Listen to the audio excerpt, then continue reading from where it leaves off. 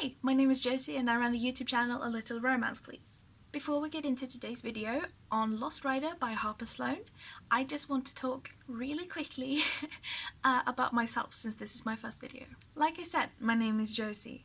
I'm 19 years old and I live in Sweden. Ever since I was little, I have adored reading. It's one of my favorite activities and I really love it. I figured I wanted to share some of my favorite books with the world and what I like and don't like, and I hope that someone somewhere will enjoy it. Okay, let's get into the book. First off, I want to read the description of this book. Normally I would read it from the back of the book, but I read this as an audiobook, and therefore I have the description in front of me on my computer screen.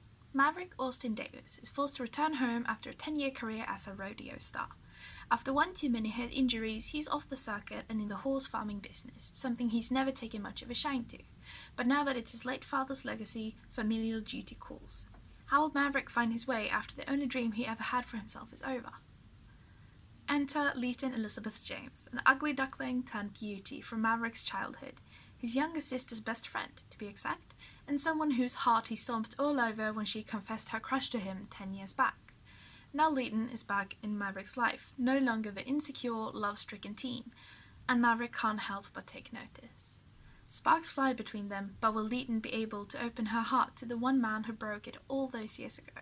So before getting into the specifics of the plot of the book, some pros and cons and stuff like that, I just want to touch on this description really quickly. While the description isn't technically wrong, it's not incorrect in any way, it just has kind of a negative connotation to it that I feel doesn't really suit the relationship between Maverick and Leighton. Without spoiling anything, I'm going to tell you why I feel this way. In the very beginning of the book, which in the movie would be the establishing shot, I guess, you see Maverick driving home. He has a flashback to a time when he spent some time with Leighton at her family's ranch. They were laying in the flowers together and staring up at the sky and watching the clouds. They were talking and, they seemed to really enjoy each other's company. They also mentioned that this is not the first time that this has happened. Therefore, I feel that describing their relationship like an ugly duckling from Maverick's childhood feels kind of disrespectful toward their relationship. It almost feels like Harper Sloan, in this short summary, kind of describes Leighton as just Maverick's younger sister's best friend. Just wanted to touch on that really quickly before we get into this. So, like I said, this book written by Harper Sloan. It's lovely. I think that the writing style is amazing. She really describes everything and you really get like a picture in your mind of what is happening. I love when an author is able to do that, and far from all of them do that, unfortunately. The book is written in such a fashion that every other chapter is from Maverick's perspective and every other chapter is from Leighton's perspective. Sometimes the pattern breaks, but basically you get both people's perspectives. This is particularly interesting because you really get to see the dynamic from two different viewpoints. You can really feel the characters kind of second-guessing themselves and second-guessing different situations which the other person might be completely secure about. And it's really nice to see that kind of comparison in a book. Like I mentioned earlier, I have read the audiobook version of this, rather listened to it, and it is read by Elizabeth Louise and Jason Carpenter. Obviously, the chapters from Leighton's perspective are read by Elizabeth Louise, and the chapters from Maverick's perspective are read by Jason Carpenter. This is true for all of the books in the trilogy, which is about the Davis siblings, meaning Maverick's two siblings, Quinn, which is Leighton's best friend, and Clay, his older brother. Okay, let's get into some pros and cons. So at times, the characters are a little bit dramatic, and it can kind of come off as silly at some points during the book. For example, there is a part in the book where Leighton and Maverick are in the back of Leighton's bakery called the Pie Hole. She gets very angry at him, which honestly, rightfully so, and she smashes a pie in his face. And then she walks back out into the cafeteria part where the whole town is sitting and just staring at her. Now, she was right to be angry at him, and it really conveys like how angry she actually is, which is a good way to do it. But it can also feel very, very silly, and especially followed up by the part where Maverick comes out and just kisses her really harshly and picks her up, and just like they almost have sex in front of everyone. And it's great to display the passion, and like sometimes the line between passion and anger can be really, really thin. Common theme in romance books, obviously, but still, this felt a little bit over the top, almost a little out of place. That said, there is kind of a redeeming quality to this con. The characters in this book are written to be quite silly, and it's kind of great.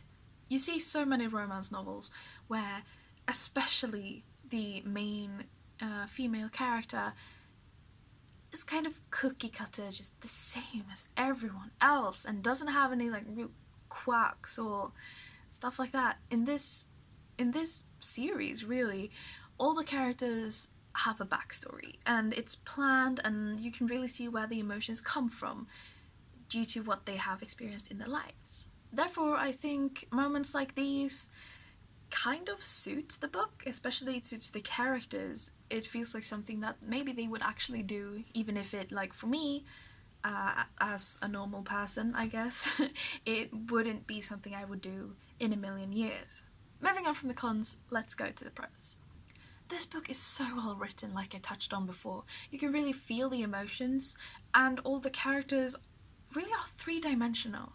Like I kind of touched on before, I am really against all these cookie-cutter two-dimensional characters that are just the same, all of them.